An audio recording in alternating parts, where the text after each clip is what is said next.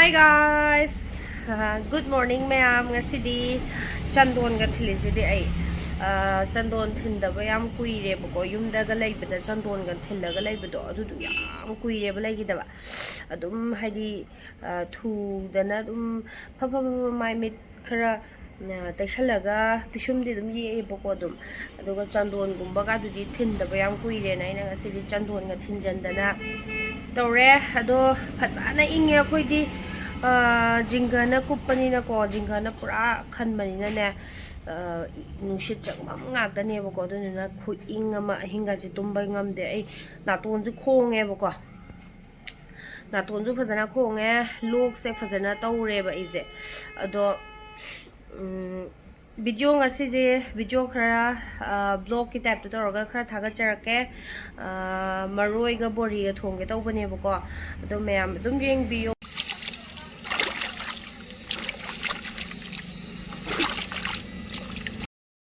sije hojik tawrage hana khang sahalle khang sarabanina thau hairage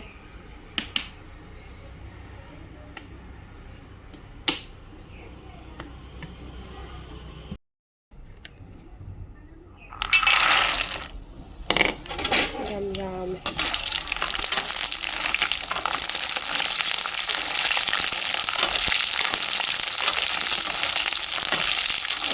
lagtharage yan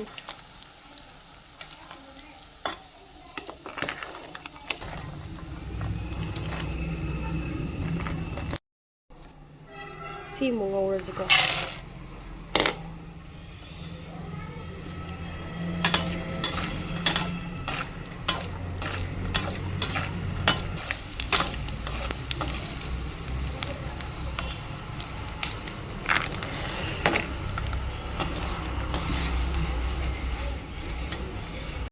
ani je tawbu lore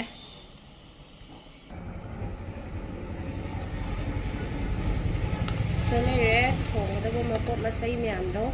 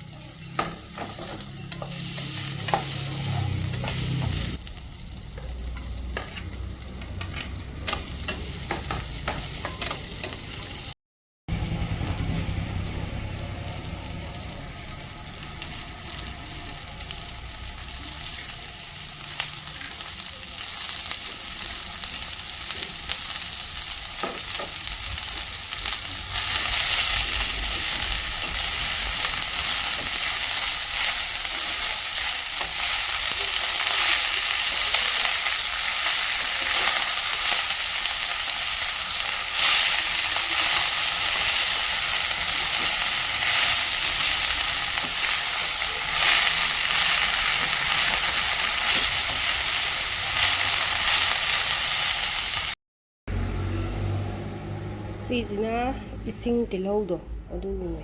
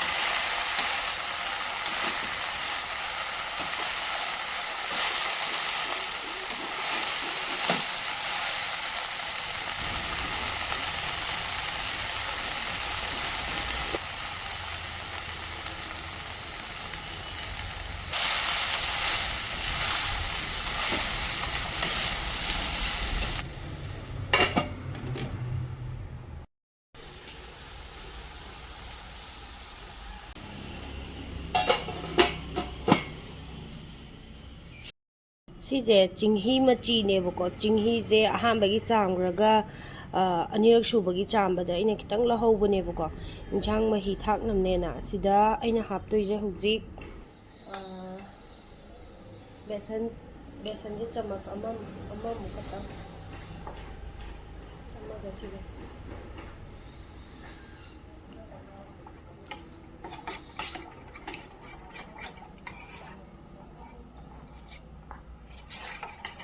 ꯁꯤꯁꯦ ꯁꯤꯒꯤ ꯏꯟꯁꯥꯡ ꯃꯍꯤꯁꯦ ꯆꯤꯡꯍꯤ ꯃꯆꯤꯁꯦ ꯑꯣꯏꯅ ꯍꯥꯞꯇꯣꯏꯅꯦꯕ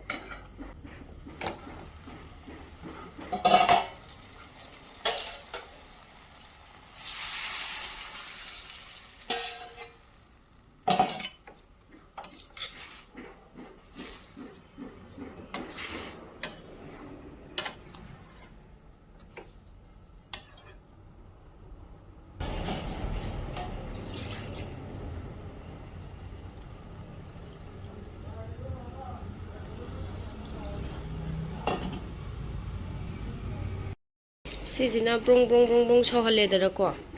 ꯑꯗꯨꯗꯨꯒ ꯃꯍꯤꯁꯦ ꯃꯥꯗꯤ ꯃꯍꯤ ꯌꯥꯝꯅ ꯍꯥꯞꯇꯧꯕ ꯅꯠꯇꯦꯗꯅꯀꯣ ꯑꯗꯨꯅ ꯃꯍꯤ ꯀꯨꯡꯍꯜꯂꯦꯗꯅ ꯑꯗꯨꯗꯨꯒ ꯑꯗꯨꯝ ꯂꯣꯏꯁꯟꯕ ꯌꯥꯔꯅꯤ ꯃꯍꯤ ꯍꯥꯞꯄꯒꯤ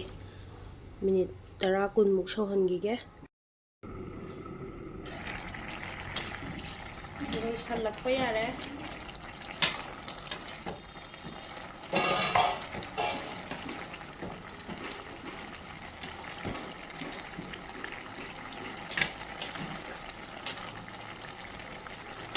ꯃꯣꯔꯣꯛ ꯃꯆꯨꯁꯦ ꯈꯤꯇꯪ ꯊꯥꯛꯀꯦꯀꯣ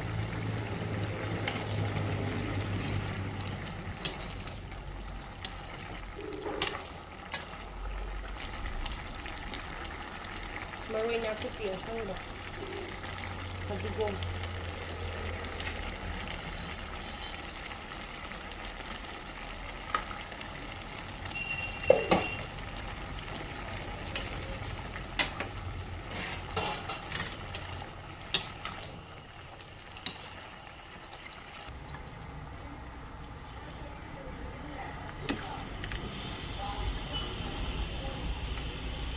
ꯔꯣꯁꯀ ꯆꯥꯏꯌꯦ ꯑꯉꯥꯡꯁꯦ ꯔꯣꯁꯀ ꯆꯥꯏꯌꯦ ꯌꯦꯡꯒꯦ ꯃꯃꯥ ꯑꯝꯇ ꯌꯦꯡꯖꯒꯦ ꯋꯥꯎ ꯌꯥꯗ꯭ꯔꯤꯁꯤꯗꯤ ꯃꯃꯥ ꯈꯤꯇ ꯆꯥꯒꯦ ꯃꯃꯥ ꯈꯤꯇ ꯆꯥꯒꯦ ꯀꯥꯏꯗ ꯏꯜꯂꯤꯕ ꯁꯤꯁꯤꯅ ꯅꯨꯡꯗꯥꯡꯒꯤ ꯗꯤꯅꯔ ꯑꯣꯏꯅꯕꯒꯤꯅꯦꯕꯀꯣ ꯑꯩꯅ ꯁꯦꯝꯃꯤꯁꯦ ꯆꯉꯥꯡ ꯑꯃ ꯂꯣꯟꯁꯤꯜꯂꯦ ꯆꯉꯥꯡꯁꯦ ꯂꯣꯛ ꯈꯔ ꯈꯨꯏꯌꯦꯅ ꯑꯗꯨꯒ ꯀꯩꯅꯣ ꯇꯪꯒꯪꯒ ꯇꯧꯔꯒ ꯆꯥꯅꯕꯅꯦꯅ ꯇꯪꯒꯪꯅꯦ ꯁꯤꯅ ꯑꯗꯨꯒ ꯁꯣꯏꯕꯨꯝꯅꯦ ꯑꯂꯨꯅꯦ ꯉꯥꯅꯦ ꯇꯧꯔꯒ ꯉꯧꯔꯦꯕꯀꯣ ꯉꯥ ꯈꯔ ꯍꯥꯞꯆꯜꯂꯒ ꯁꯣꯏꯕꯨꯝꯒ ꯑꯂꯨꯒ ꯇꯧꯔꯒ ꯆꯥꯗꯕ ꯌꯥꯝ ꯀꯨꯏꯔꯦꯅ ꯑꯗꯨꯒ ꯆꯉꯥꯡꯁꯦ ꯊꯛꯇꯕꯁꯨ ꯌꯥꯝ ꯀꯨꯏꯔꯦ ꯌꯥꯝ ꯊꯤꯅ ꯀꯨꯏꯔꯦ ꯆꯉꯥꯡꯗꯤ ꯊꯛꯇꯕ ꯑꯗꯣ ꯂꯣꯛ ꯊꯨꯡꯉꯕꯅꯤꯅ ꯑꯩꯅ ꯀꯩꯅꯣ ꯕ꯭ꯂꯦꯛ ꯄꯦꯄꯔ ꯀꯩꯀꯥꯒ ꯍꯥꯞꯆꯜꯂꯒ ꯂꯣꯟꯁꯤꯜꯂꯦꯕꯀꯣ ꯆꯉꯥꯡꯁꯦ ꯑꯗꯨꯒ ꯁꯨꯃꯥꯏꯅ ꯑꯣꯏꯅ ꯇꯧꯔꯅꯤ ꯅꯨꯡꯗꯥꯡꯒꯤ ꯗꯤꯅꯔ ꯁꯦꯝꯃꯦ ꯁꯨꯃꯥꯏꯅ ꯂꯣꯏꯁꯜꯂꯦ ꯑꯗꯨꯝ ꯌꯥꯝ ꯍꯦꯚꯤ ꯑꯣꯏꯗꯕꯤꯗ ꯆꯥꯔꯅꯤ ꯁꯨꯃꯥꯏꯅ ꯆꯥꯔꯣ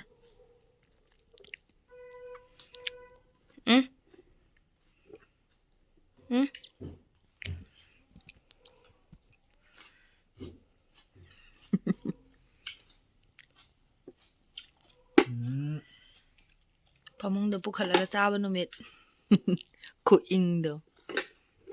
ꯁꯤ ꯑꯉꯥꯡꯁꯤꯅ ꯌꯦꯡꯉꯨ ꯇꯤꯜꯍꯧ ꯅꯨꯡꯂꯧ ꯂꯣꯏ ꯆꯥꯕꯤꯅꯤ ꯁꯤꯅ ꯏꯪꯒꯦ ꯇꯤꯜꯍꯧ ꯑꯣꯏꯅ ꯍꯣꯠꯅꯈ꯭ꯔꯦ ꯃꯥ